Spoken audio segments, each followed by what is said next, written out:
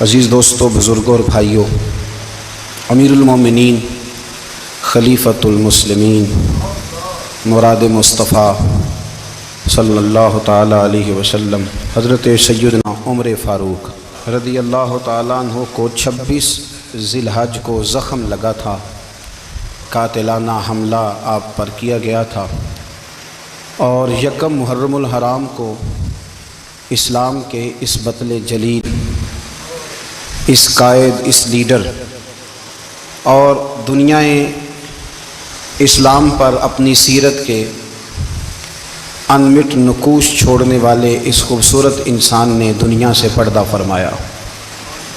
حضرت عمر فاروق رضی اللہ تعالیٰ عنہ ان لوگوں میں سے ہیں جو ابن الوقت نہیں ہوتے، ابو الوقت ہوتے، جو وقت کے مطابق نہیں بدلتے بلکہ وقت کو اپنے مطابق بدل دیا کرتے ہیں۔ یہ وہ لوگ تھے کہ دین ان کا اوڑھنا بچھونا تھا، ان کا چلنا پھرنا دین تھا، ان کا ہنسنا اور رونا دین تھا۔ انہیں علم الیقین سے لے کر عین الیقین تک ایک خاص مقام اللہ نے عطا کر دیا تھا، تو بس پھر یہ سمجھ گئے تھے کہ دین ہی زندگی ہے، دین ہی روح ہے اور دین ہی ہماری اصل ہے۔ نبی کریم صلی اللہ تعالیٰ علیہ وسلم نے فرمایا کہ میں نے خواب دیکھا ہے، کچھ لوگوں کو میں نے قمیضیں پہنے ہوئے دیکھا، کچھ کی قمیضیں ناف تک تھیں، کچھ کی پیٹ تک تھیں اور کچھ کی گھٹنوں تک تھیں۔ عمر، میں نے تمہیں بھی دیکھا ہے، تمہاری قمیض تو پیروں سے ٹکرا رہی تھی۔ تو حضرت عمر کہنے لگے، حضور خواب کوئی دیکھتا ہے، تعبیر کوئی بتاتا ہے، پر یہاں کمال یہ ہے کہ خواب بھی آپ نے بتایا ہے، تعبیر بھی آپ ہی بتائیں گے۔ حضور پھر بتا دیں اس خواب کی تعبیر کیا ہے؟ تو حضور نے فرمایا تعبیر یہ ہے کہ کسی کا دین ناف تک، کسی کا گھٹنوں تک، کسی کا پیٹ تک، اور عمر تو سارا ہی دین میں لپٹا ہوا ہے، تو سارا ہی دیندار ہے، سارا ہی۔ حضرت عمر فاروق رضی اللہ تعالیٰ عنہ آئیڈیل ہیں، ایک ہیرو ہیں۔ ان کی زندگی کے درجنوں پہلو ہیں، ہر سال ہم ایک پہلو بیان کر دیتے ہیں، کبھی عدل و انصاف پہ بات کر لیتے ہیں، کبھی نظام حکومت پر۔ ان کی زندگی کا ایک پہلو آج بھی ہماری گفتگو کا عنوان رہے گا، پر حضرت عمر کا مرتبہ اور مقام یہ ہے کہ نبی کریم علیہ السلام نے فرمایا کہ جبریل امین 950 سال میرے عمر کی شان بیان کریں تو عمر کی شان ختم نہیں ہوتی۔ 950 سال اگر حضرت جبریل بھی بیان کریں تو یہ مقام ہے سیدنا فاروق اعظم کا۔ اللہ تبارک و تعالیٰ نے جس طرح سارے نبیوں میں شان حضور کو عطا فرمائی، اسی طرح تمام نبیوں کے حواریوں میں سب سے زیادہ شان حضور کے غلاموں کو عطا فرمائی۔ قرآن مجید میں اللہ کریم نے فرمایا، یا ایھا الذین آمنوا قوا انفسکم واہلیکم نارا، فرمایا اے ایمان والو، خود بھی جہنم کی آگ سے بچو اور اپنے گھر والوں کو بھی دوزخ کی آگ سے بچاؤ۔ خود بھی بچو اور اپنے گھر والوں کو بھی۔ کس کو جی؟ ہماری ساری نصیحتیں باہر والوں کے لیے۔ باہر ہمیں بہت بڑا لیکچر بھی دینا پڑے تو چلتا ہے، بہت بڑی داستان سرائی بھی کرنی پڑے تو چلتی ہے۔ سٹیٹس اور معیار یہ ہے کہ سارا کچھ باہر والوں کے لیے، اور گھر کے وہ پھول جن کی آبیاری بھی ہم نے کرنی تھی، کوئی جڑی بوٹیاں اگائیں تو وہ کاٹنی بھی ہم نے خود تھیں، دھوپ اور چھاؤں کا خیال بھی ہم نے رکھنا تھا، وہاں ہماری نظر نہیں ہوتی۔ پڑوسی کے بچے کیا کر رہے ہیں یہ سارا پتہ ہوتا ہے، اور میرے گھر میں کیا گل کھل رہے ہیں اس کی مجھے خبر نہیں ہوتی۔ حضرت عمر فاروق نے جب یہ آیت نازل ہوئی تو فوراً عرض کیا، یا رسول اللہ صلی اللہ علیہ وسلم، اس کا کیا مطلب ہے کہ خود بھی دوزخ کی آگ سے بچو اور اپنے گھر والوں کو بھی بچاؤ؟ تو نبی کریم علیہ السلام نے فرمایا، عمر اس کا مطلب یہ ہے کہ جن چیزوں کا اللہ رسول تمہیں حکم دیتے ہیں تم اپنے گھر والوں کو ان چیزوں کا حکم دو، اور جن چیزوں سے اللہ رسول تمہیں منع کرتے ہیں تم اپنے گھر والوں کو بھی ان چیزوں سے منع کرو۔ حضرت عمر فاروق کی زندگی میں جو چیز آپ کو بہت زیادہ ملے گی نا، وہ یہ ہے کہ آپ نے جتنا کڑا احتساب محاسبہ باہر والوں کا کیا ہے نا، اس سے زیادہ بڑھ کے اپنا اور اپنے گھر والوں کا کیا ہے۔ یہ بڑا عجیب معاملہ ہے کہ ہم جتنے لوگ ہیں ہمارا معیار یہ ہے کہ سامنے والا غلط ہے اور میں ٹھیک، یعنی دوسرے کا بچہ گلی میں نظر آ جائے تو اس کی غلطیاں نکلنی شروع ہو جائیں گی، اور میرا بچہ سارا شہر گھوم آئے ایک ٹائر پہ موٹر سائیکل پہ، تو ہم کہتے ہیں کہ ابھی بچہ ہے، इंशाल्लाह सियाना हो जाएगा। अगर अब्बा जी आज तक सियाने नहीं हुए, किसको समझा लें, तो फिर बेटे का सियाना होना तो हो सकता है कि वो 60-70 साल लग ही जाएं। घर के अंदर जब तक तवज्जो नहीं होती, और सबसे पहले जब तक अपनी ज़ात पर तवज्जो नहीं होती, तो वालिद का जब तक किरदार बच्चे नहीं देखते जब तक, उतनी देर तक उनका तब्दील होना मुमकिन नहीं होता।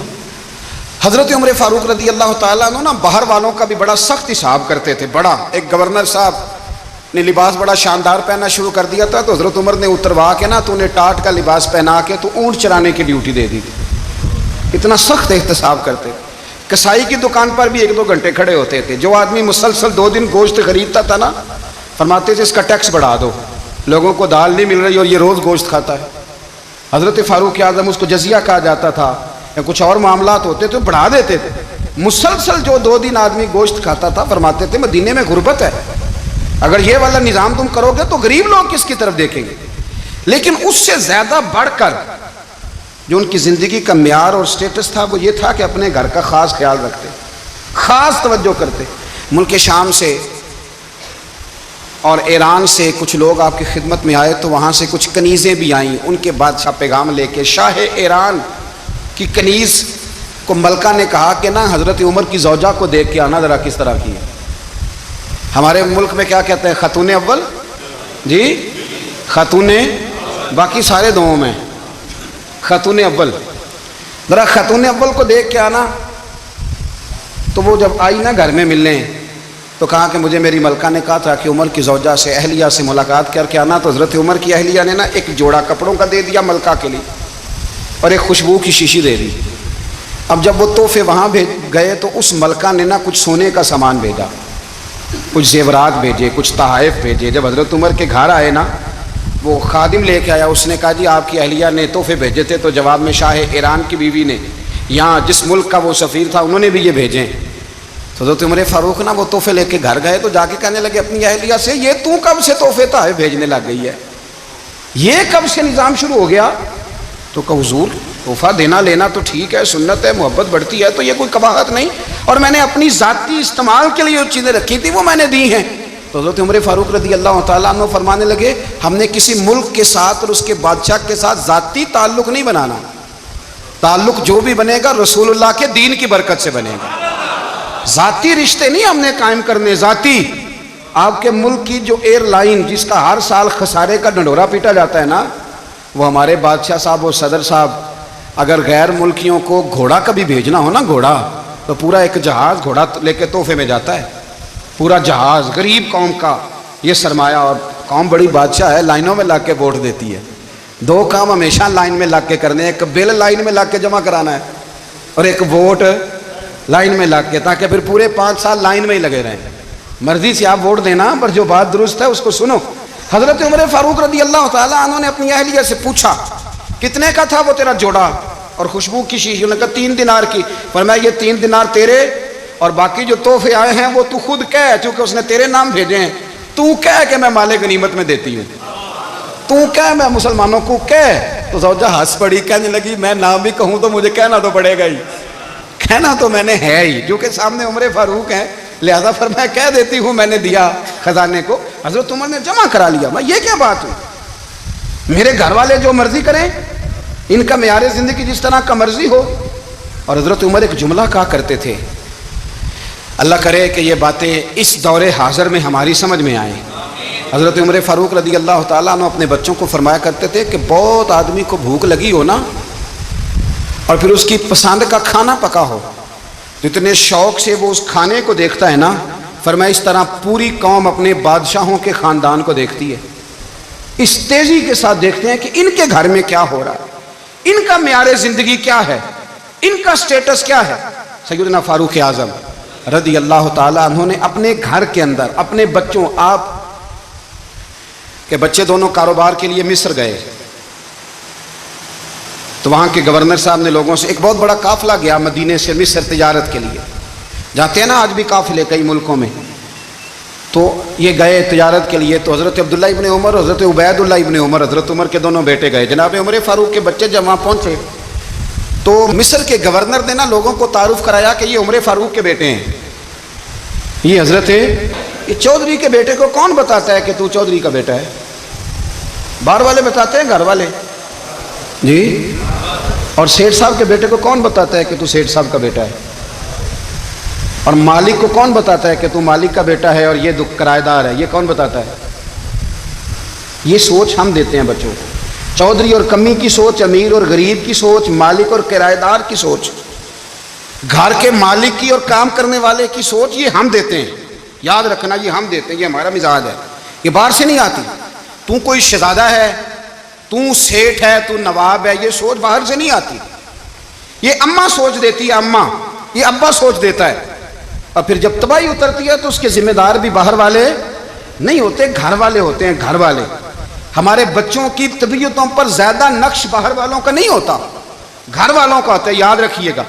حضرت عمر فاروق رضی اللہ، بچے ہیں، شہزادے ہیں، وہ کاروبار کرنے گئے اور وہاں لوگوں نے بتایا، گورنر صاحب نے، کہ یہ فاروق اعظم کے بچے ہیں، امیر المومنین کے۔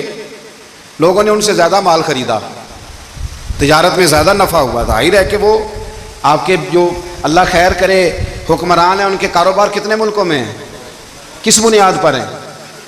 وہ صرف اس بنیاد پر کہ وہ حکمران رہے، ان کے لیے آسان تھا بڑے لوگوں سے تعلقات بنانا۔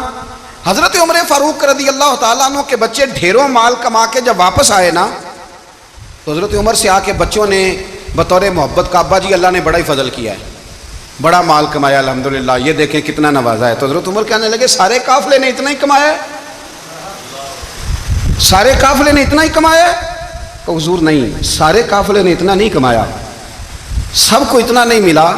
وہ تو وہاں گورنر صاحب نے لوگوں کو تعارف کرایا تھا کہ یہ عمر کے بچے ہیں، تو لوگوں نے پھر ہم سے بڑا ہی خریدا۔ تو حضرت عمر فرمانے لگے، ٹھیک ہو گیا، میں بات سمجھ گیا ہوں، اس طرح کرو، جو تمہاری اصل زر تھی نا، جو راز تھی، وہ رکھ لو، اور باقی سارا مال مال خزانہ میں جمع کرا دو، اس لیے کہ یہ تم نے تجارت نہیں کی، یہ تم نے اپنے باپ کا نام بیچا ہے، یہ تم نے امیر المومنین کے بیٹے ہونے کا فائدہ اٹھایا ہے۔ فرمایا یہ تمہارا نہیں حق، یہ مسلمانوں کا ہے، اس لیے کہ یہ مال تم نے محنت سے نہیں کمایا، یہ باپ کی کرسی کا فائدہ اٹھایا ہے۔ اور فرمایا اگر تم نے مال جمع نہ کرایا تو میں مال بھی لے لوں گا زبردستی اور کوڑے بھی ماروں گا، ڈبل سزا دوں گا، مرضی سے جمع کراؤ گے تو کوڑوں سے بچ جاؤ گے۔ بڑے بیٹے نے تو جمع کرا دیا، تو چھوٹا تھوڑا پریشان ہوا، تو حضرت عبداللہ ابن عمر چھوٹے کا ماتھا چوم کے کہنے لگے، بیٹے چپ کر کے جمع کرا، یہاں بھی فخر کر کے ہم عمر کے بیٹے ہیں، اور قیامت میں بھی فخر کریں گے کہ ہم فاروق اعظم کے بیٹے ہیں۔ یہاں بھی ناز کریں گے اور وہاں بھی ناز کریں گے کہ عمر کے بچے ہیں۔ ہمارے باپ نے خود بھی حلال ہی کھایا ہے، اور جب ہماری کمانے کی باری آئی ہے تو ہمیں حکم بھی حلال کھانے کا دیا۔ بھائی ہمارا مزاج نہیں۔ بچہ جب لے کے آتا ہے 2 لاکھ روپیہ تو کبھی پوچھے کہاں سے آیا ہے؟ جب وہ پہلے دن غلط دوستوں کے پاس جا کے بیٹھتا ہے تو کبھی نکالا گھر سے اسے؟ یہ بہت سارے خمیازے ہمیں اس لیے بھگتنے پڑتے ہیں کہ ہم ابتدا میں سوراخ بند نہیں کرتے، جب اس میں شگاف پڑ جاتا ہے، سیلاب آتا ہے تو ہمیں ہوش آتی ہے۔ حضرت عمر نے اپنے گھر میں نگرانی رکھی، کڑی نگرانی۔ زیادہ نماز گھر میں پڑھتے تھے حضرت عمر، نفلی نمازیں زیادہ کیوں بلا؟ بھائی یاد رکھیں کہ آپ نے اگر سجدہ کرنا ہے تو بچہ لیٹ جائے گا، وہ اسے پتا کو نہیں سجدہ کیا ہے، لیکن جب گھر میں کبھی قرآن ابا جی کھول لینا، جب ابا جی کا موڈ بن جائے نا لیکچر دینے کا، وہ گھر میں شروع ہو جاتے ہیں، کہتے ہیں آپ لوگ نماز نہیں پڑھتے اس لیے میرے کاروبار میں برکت کوئی نہیں، تم سویرے قرآن پاک نہیں کھولتے تو میں تباہ ہو گیا ہوں۔ تو میاں آپ نے کب گھر میں قرآن پاک کھولا تھا؟ آپ نے کب نماز پڑھی؟ آپ نے کب گھر کے اندر اللہ رسول کا ذکر کیا تھا؟ آپ نے کب حدیث چھیڑی؟ آپ نے بھی تو گھر کے اندر جب بھی آپ آئے ہیں تو آپ نے وہی کچھ کیا جو دنیا دار کرتے ہیں۔ آپ بھی تو اپنا موبائل لے کے اللہ کونے میں بیٹھ گئے، آپ نے بھی تو کہا ہے کہ اب تمہارے چینل ختم، اب میری مرضی والا چلے گا۔ تو جو آپ نے کیا ہے بچے بھی وہی کام کریں گے۔ آپ نے بھی گپ شپ لگائی ہے تو وہ بھی لگا رہے ہیں۔ یہ سمجھ لیں، جو کام آپ کریں گے آپ اپنے بچوں کی سیرت میں اس کا جلوہ دیکھ لیں گے۔ بڑی پکی سی بات ہے کہ آپ کو بچے کی عادتیں دیکھ کے سمجھ آ جائے گی کہ میں بھی یہی کرتا تھا اور یہ بھی۔ حضرت عمر فاروق رضی اللہ تعالیٰ عنہ وصال فرما گئے، تو آپ کے وصال کے بعد حضرت عثمان غنی رضی اللہ تعالیٰ عنہ نے آپ کی ایک بیوہ سے نکاح کیا، حضرت عمر کی ایک بیوہ سے۔ جب وہ آپ کے نکاح میں آئی تو کہنے لگی حضرت عثمان غنی سے کہ حضور نہ تو میں خوبصورت ہوں اور نہ میں جوان ہوں، نہ آپ کی کوئی خدمت کر سکتی ہوں، میرے ساتھ نکاح کرنا سمجھ میں نہیں آیا۔ کیا شاندار جواب دیا حضرت عثمان غنی نے، کیا خوبصورت جواب دیا۔ فرمانے لگے میں نے اس لیے نکاح نہیں کیا کہ مجھے تمہارے حسن سے دلچسپی تھی یا تمہاری خدمت کی ضرورت تھی، میں نے تو اس لیے نکاح کیا ہے کہ مجھے بتاؤ عمر فاروق گھر کے اندر اپنے رب کی عبادت کس طرح کرتے تھے، وہ قرآن پاک کس طرح پڑھتے تھے، وہ رویا کیسے کرتے تھے، استغفار